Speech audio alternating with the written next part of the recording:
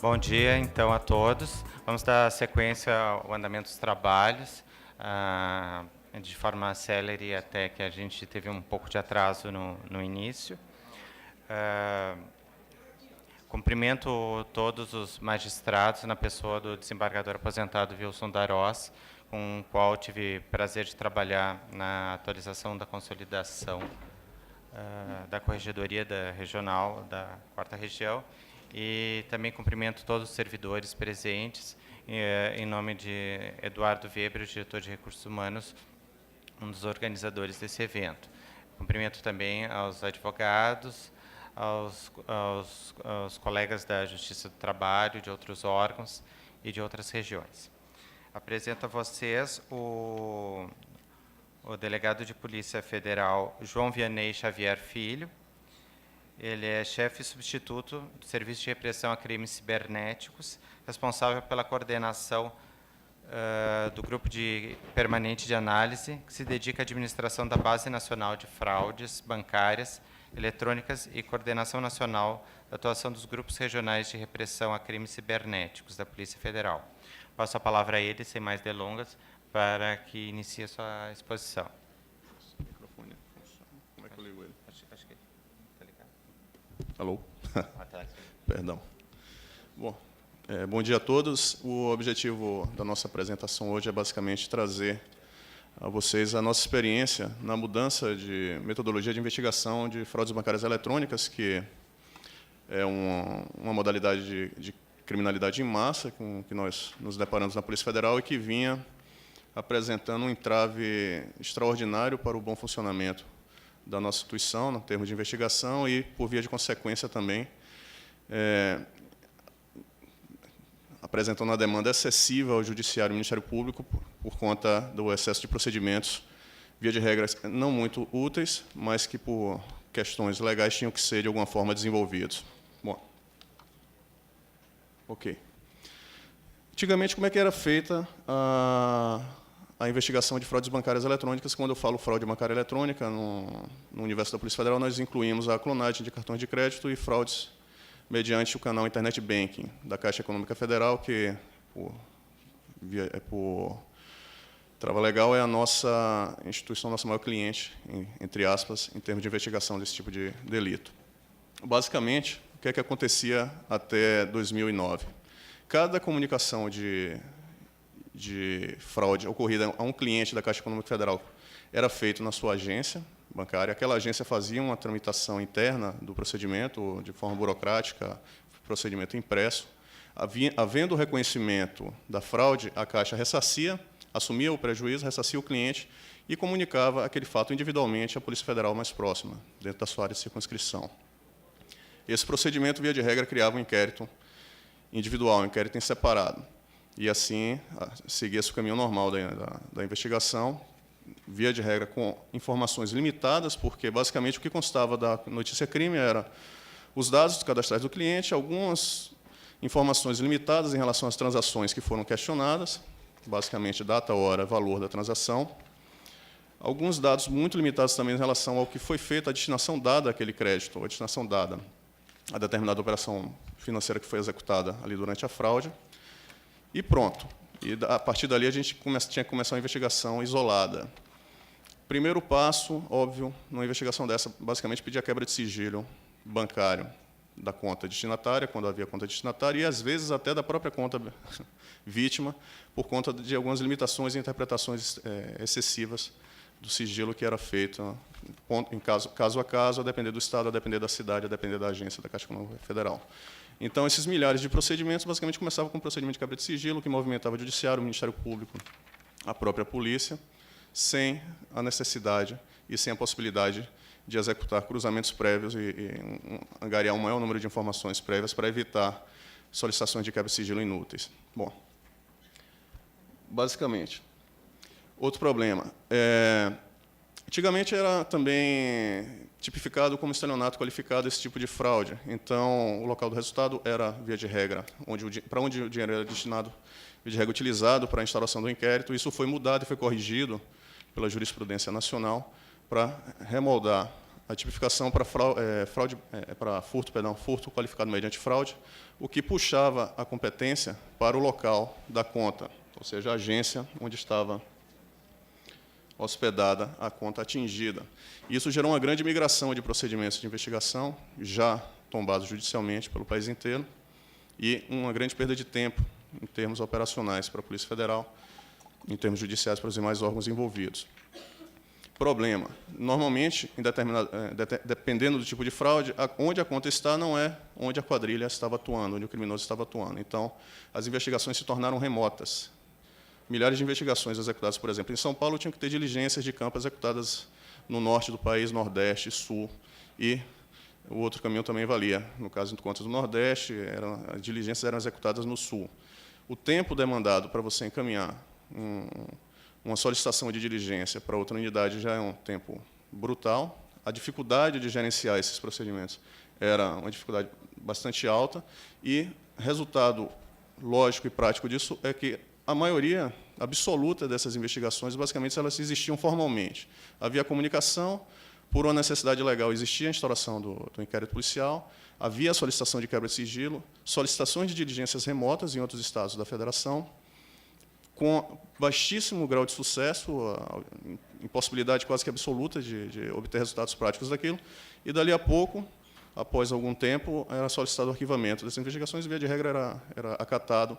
Enfim, você movimentava 3 instituições de forma massiva, já antevendo que não haveria resultado, mas com uma necessidade legal, aquilo tinha que ser feito, e era feito, e, enfim, todo esse caminho era percorrido, sem que houvesse utilidade para isso. Todos sabiam, mas todos tinham que executar os seus papéis, e assim era feito.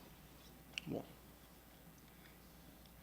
Essa é a média de comunicação, são os processos de contestação de débito que a Caixa, isso é só a Caixa Econômica Federal. Quando havia fraudes agregadas, ainda vem outros bancos, o Banco do Brasil principalmente, mas também outros bancos privados.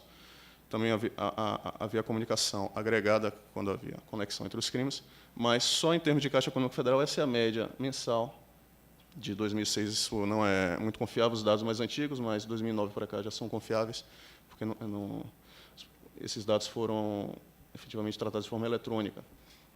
É o que a Polícia Federal recebia por mês, só em termos de comunicação de delito. Então, cada comunicação dessa era um potencial inquérito policial que era instaurado, uma potencial solicitação de quebra-sigilo, potenciais diligências remotas a serem executadas sem uma visualização de um sucesso factível. Então, diante desse quadro, a Polícia Federal estava basicamente entulhada de inquéritos policiais inúteis em termos de investigação de fraude eletrônica. E aquilo estava efetivamente afetando o funcionamento da nossa instituição de forma severa, gerando uma demanda desnecessária e brutal ao Poder Judiciário e, enfim, repercutindo uma série de reclamações nacionalmente. As pessoas sabiam que aquilo não tinha resultado, havia toda essa celeuma, mas não se sabia muito bem o que fazer. Então, em 2008, o que é que foi feito? Chamamos a Caixa Econômica Federal para conversar, também o Ministério Público, para tratar da possibilidade de mudar essa metodologia de investigação, e foi celebrado um termo de cooperação técnica entre Polícia Federal e Caixa Econômica Federal que mudou o formato da comunicação desse tipo de delito. O que é que aconteceu? Parou-se de, efetivamente, encaminhar caso a caso os comunicados de processo de contestação de débito reconhecidos pela Caixa Econômica Federal, e isso tudo foi centralizado em Brasília, no órgão central da Polícia Federal. A Caixa Econômica Federal passou a tratar eletronicamente essas informações, os procedimentos físicos deixaram de existir, basicamente o cliente ele ainda tem que procurar a Caixa para registrar a sua reclamação, aquela tramitação ela é interna, mas não se gera mais procedimentos impressos para encaminhamento para a Polícia Federal.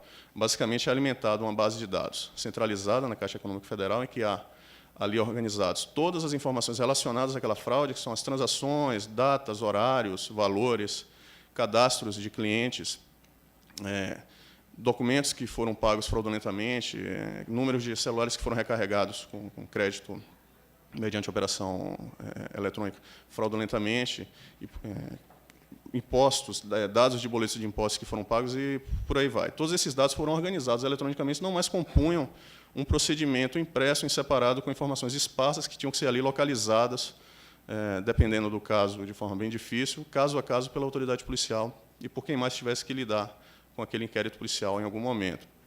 Tudo isso foi organizado, centralizado na Caixa. Não foi um procedimento fácil, porque quem conhece um pouco como funcionam os bancos, eles são bem... a informação lá é bem compartimentada. Cada setor, cada área do banco tem o domínio de um determinado tipo de informação. Então, para a Caixa Econômica Federal conseguir encaminhar para nós, na Polícia Federal, esses dados de maneira organizada, houve uma reengenharia interna brutal, porque cada setor tinha um controle, uma certa independência no formato do arquivamento daqueles dados, uma série de restrições para compartilhar e, efetivamente, encaminhar aqueles dados para um único órgão da Caixa Econômica Federal, que conseguiria, por sua vez, consolidá-los e nos encaminhar em formato eletrônico. Isso demorou mais de um ano, só em termos de organização interna da Caixa Econômica Federal, e também um período parecido só para a Polícia Federal se organizar para receber esses dados de maneira eficiente.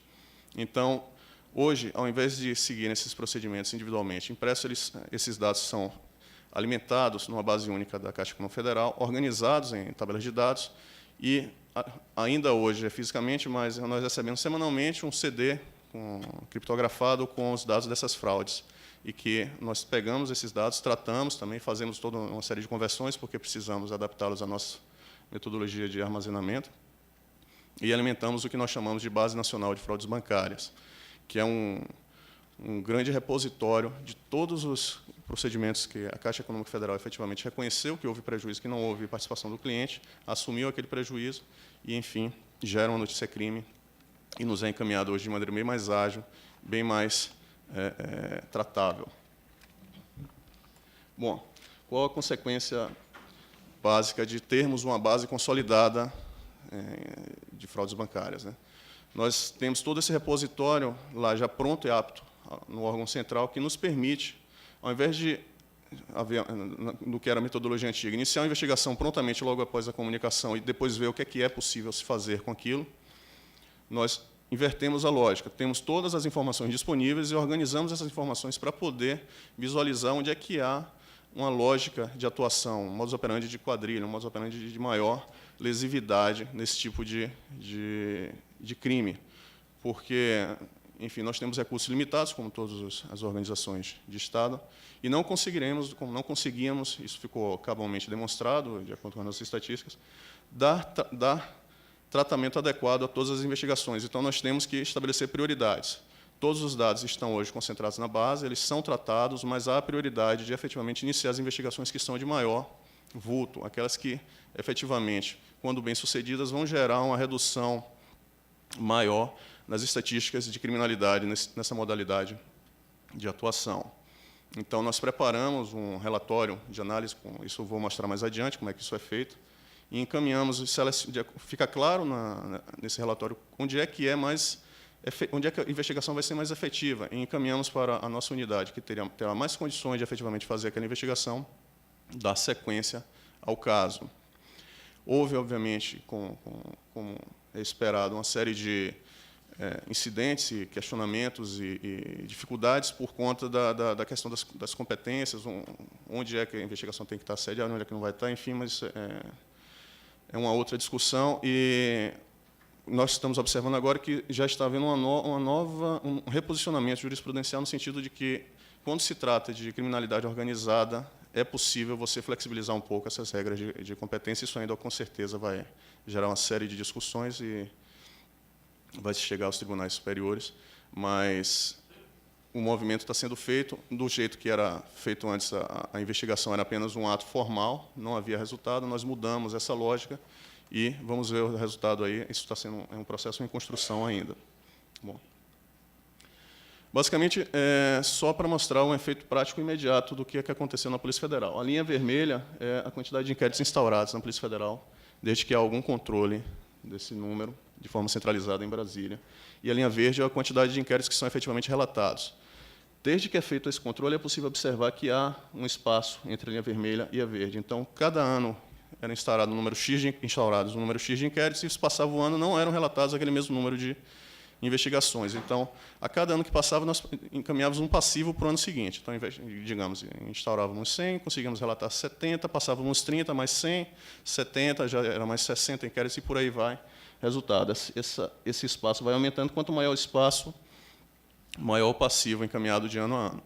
Quando foi mudada a lógica de comunicação, então, interrompida esse encaminhamento individual, caso a caso, desse tipo de criminalidade em massa, que foi justamente no final de 2008, há uma quebra brutal do número de inquéritos instaurados na Polícia Federal, e, pela primeira vez na história do órgão, desde que é feito esse controle, a linha de inquéritos relatados efetivamente passou a de inquéritos instaurados, e nós começamos a sanear a Polícia Federal em termos de quantidade de investigações em curso, liberando recursos humanos, recursos financeiros, logísticos, etc., para viabilizar a priorização de investigações efetivamente mais importantes, que efetivamente vão gerar um resultado imediato em termos de estatística, em termos de redução de criminalidade efetiva.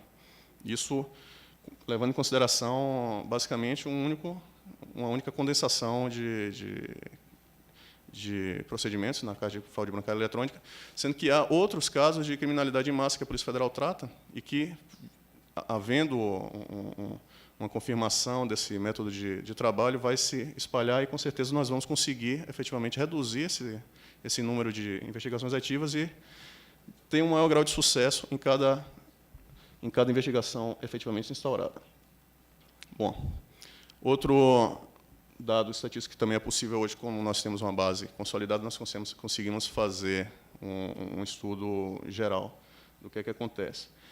Desde que efetivamente foram consolidados os dados, observando aqui de janeiro de 2009, em sequência, a tendência é sempre de alta. Esses são os valores de fraudes, o valor consolidado dos prejuízos gerados por essas fraudes, apenas contra a Caixa Econômica Federal. Havia essa tendência de alta. O projeto ele foi iniciado, os inquéritos começaram a não ser instaurados imediatamente, antes de uma análise prévia, em 2008, mas, obviamente, como toda a organização estatal, pelo menos a polícia é assim, existe um tempo de resposta. Então, paramos de instaurar um inquérito e começamos a nos organizar nos estados para efetivamente dar uma resposta operacional a essa demanda nova. Final de 2010 é que, efetivamente, nós conseguimos iniciar a deflagração das investigações que foram efetivamente modeladas na nova metodologia do projeto Tentáculos. E, desde então, nós vimos atacando focos específicos de fraude no país, e a tendência de alta ela se inverteu. Claro que há uma série de oscilações, isso é natural, mas, no grande quadro, nós conseguimos inverter a tendência de alta de prejuízo para uma tendência de baixa, e assim ela continua até os dias atuais. Vamos lá. Bom, com a centralização dessas informações em um único repositório de dados, o que é que nós temos hoje disponíveis para iniciar qualquer análise de fraude eletrônica? Basicamente, aqui é um pequeno quadro, são apenas algumas entidades mais importantes, ali tem um consolidado em cima.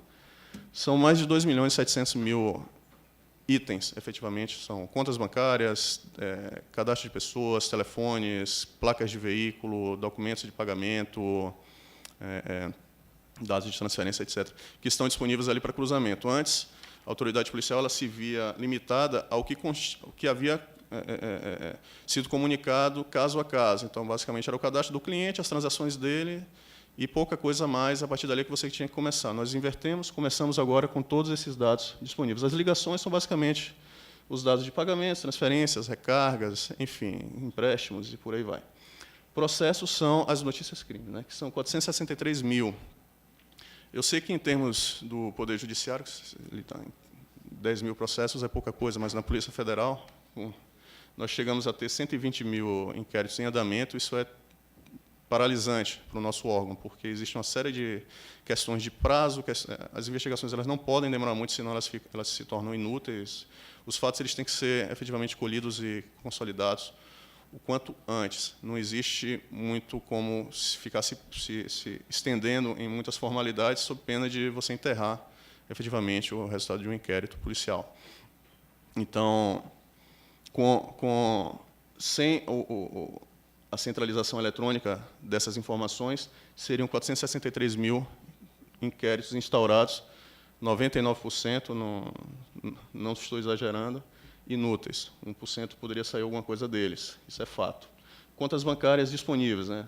Mais de 560 mil pessoas cadastradas na base, que são basicamente as vítimas, que, efetivamente, ao comunicarem à Caixa a fraude, elas autorizam o compartilhamento daquelas informações com a polícia. E os cadastros de contas beneficiárias. Terminais, que são os terminais compra-saque, terminais de autoatendimento, maquinetas de cartão de crédito, lotéricos, etc. Também estão lá cadastrados e disponíveis, aqueles que estão envolvidos em alguma espécie de fraude comunicada.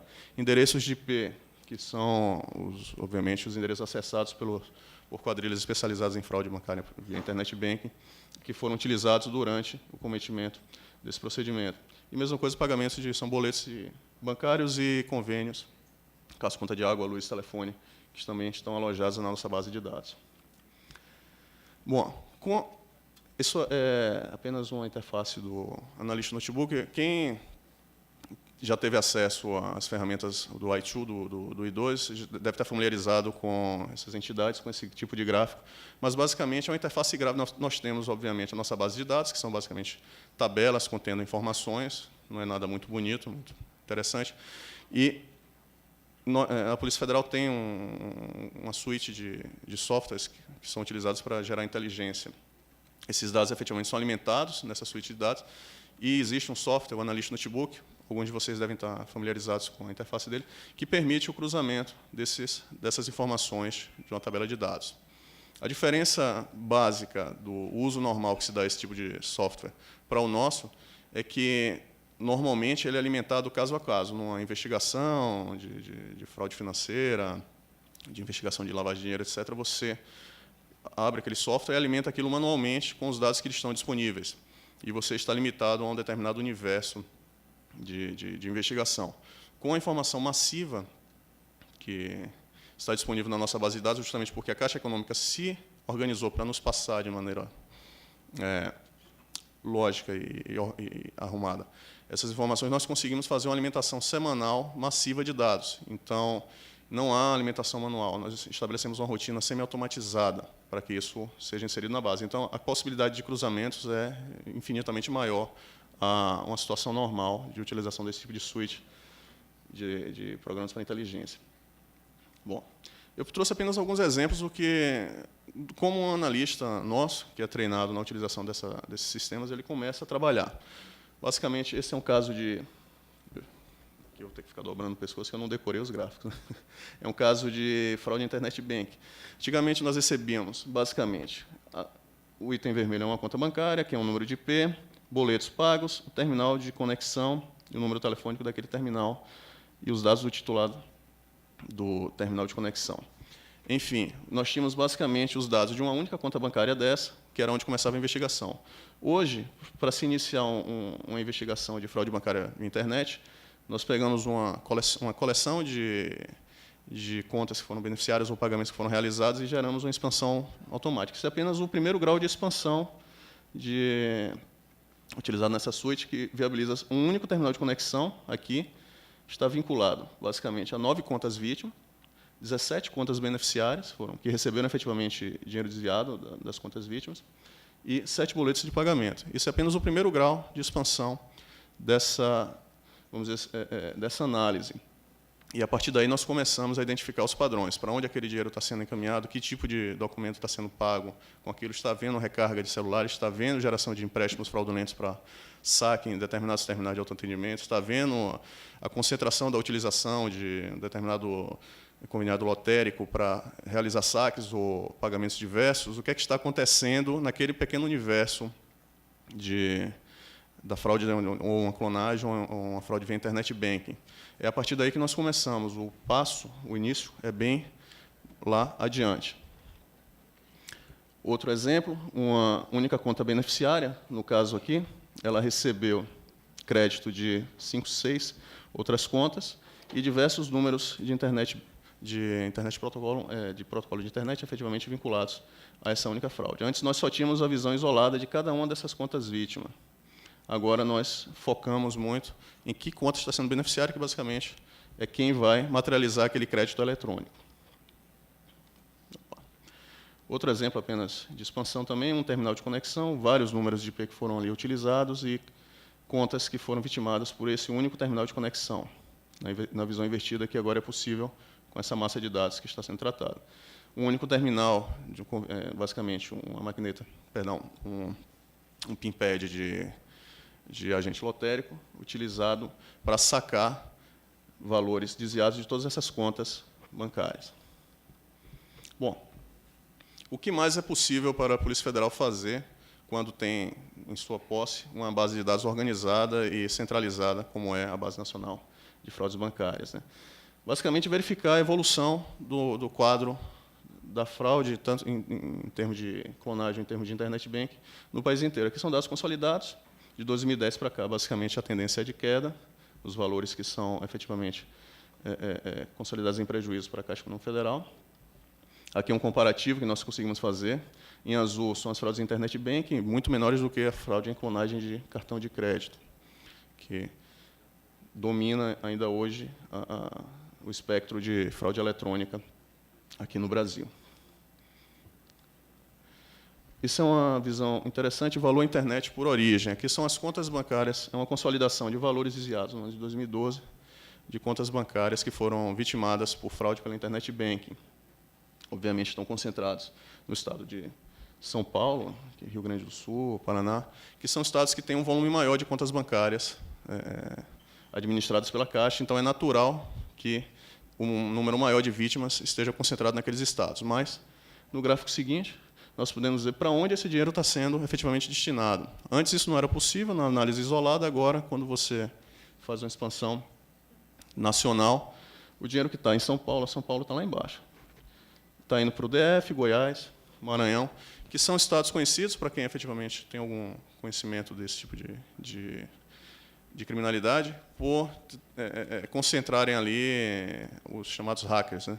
Pessoas que têm alguma especialidade em desenvolver programas e disseminá-los entre vítimas e pessoas desavisadas que efetivamente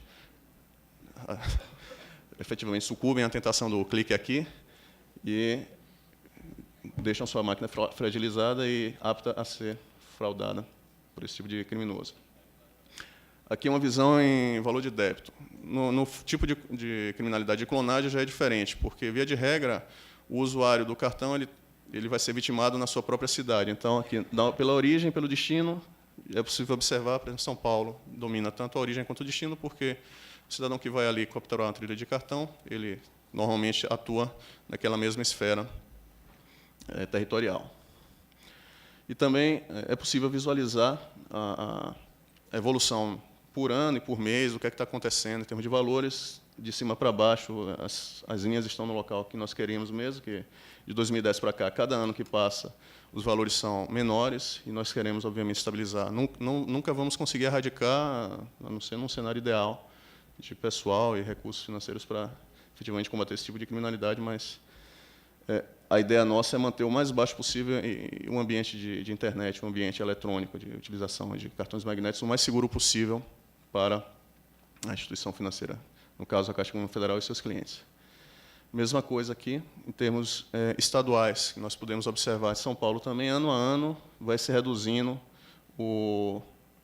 a quantidade de valores efetivamente desviados por esse tipo de crime, e nós conseguimos acompanhar os picos, efetivamente, os decréscimos, conseguimos vincular determinadas deflagrações de operação policial a determinados resultados. Quando numa investigação você enxerga que aquela quadrilha está desviando dinheiro para determinada cidade ou determinado estado, é possível demonstrar isso muito mais facilmente ao magistrado ou ao Ministério Público, onde efetivamente está havendo resultado naquela investigação. Antes as coisas eram muito abstratas, agora fica muito mais fácil você efetivamente mostrar algo mais real, algo que traga uma maior confiança no trabalho da polícia e maior segurança das duas instituições envolvidas naquilo que elas estão fazendo, naquilo que elas estão efetivamente nos auxiliando a fazer.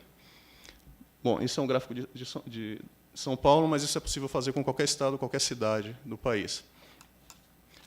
Basicamente, eram essas as informações que eu queria trazer para vocês, que é uma mudança radical no tipo de investigação que dominava a Polícia Federal e que hoje está trazendo resultados concretos à nossa instituição e, por via de consequência, nós desafogamos também as varas federais com quem nós tratávamos mais esse tipo de crime. Bom, basicamente, eram esses os dados que eu tinha a trazer para vocês. Muito obrigado.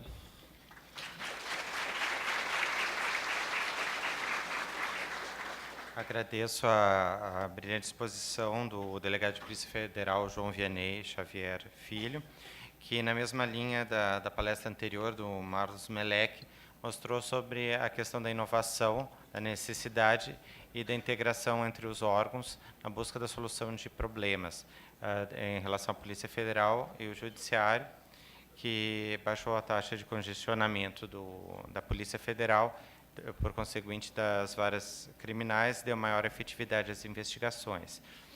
Acho que não foram formuladas perguntas, então eu convido todos a um breve intervalo, porque em seguida terá a palestra do corregedor sobre correção virtual. Obrigado.